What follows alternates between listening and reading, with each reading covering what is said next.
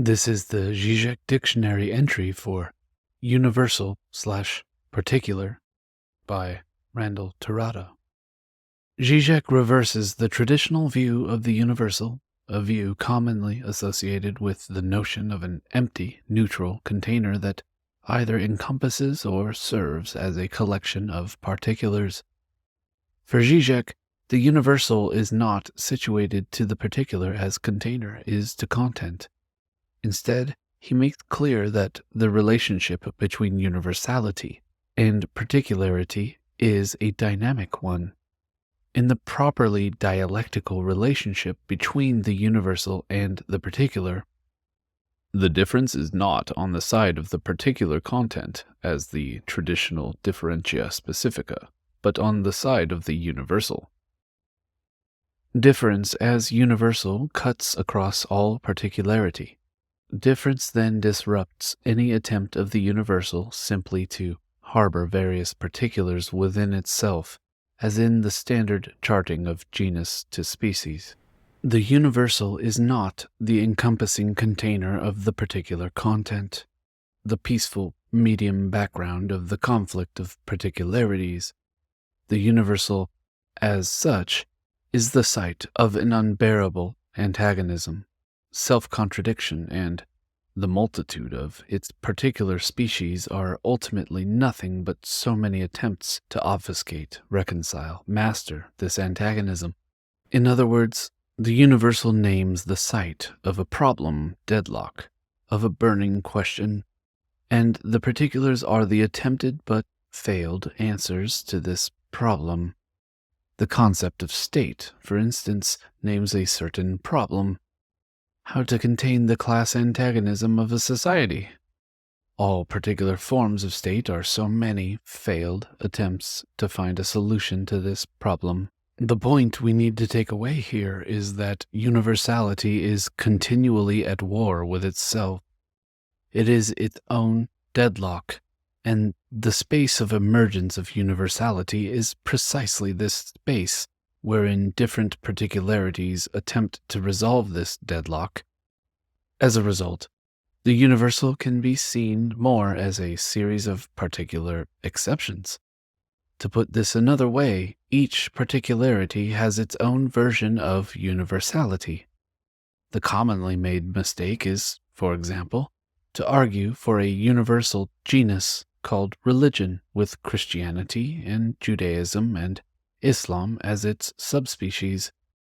This would assume a neutral frame within which each of the subspecies resides, but the fact remains that each of these subspecies carries with it its own notion of universality, so that when, say, a Christian and Muslim debate, they not only disagree, they disagree on how the disagreements should be posed.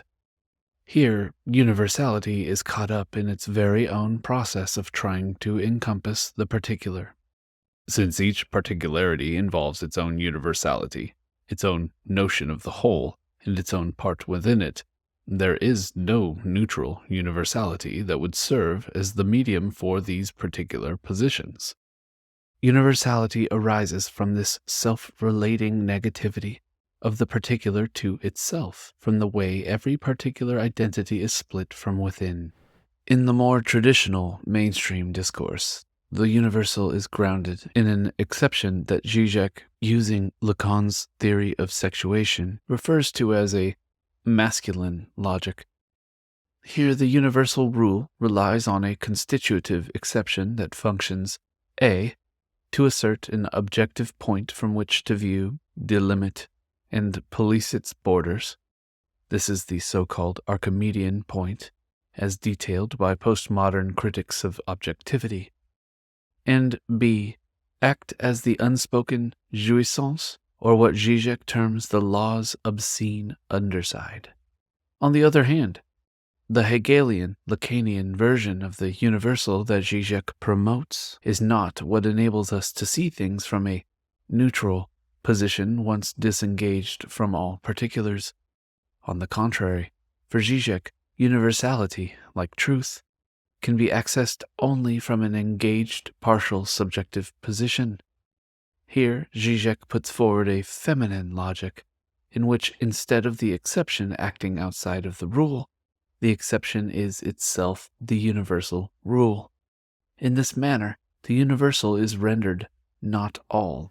That universality emerges from a partial subjective position, and is based on the feminine position of not all, is important because it tells us that universality is not a completed field.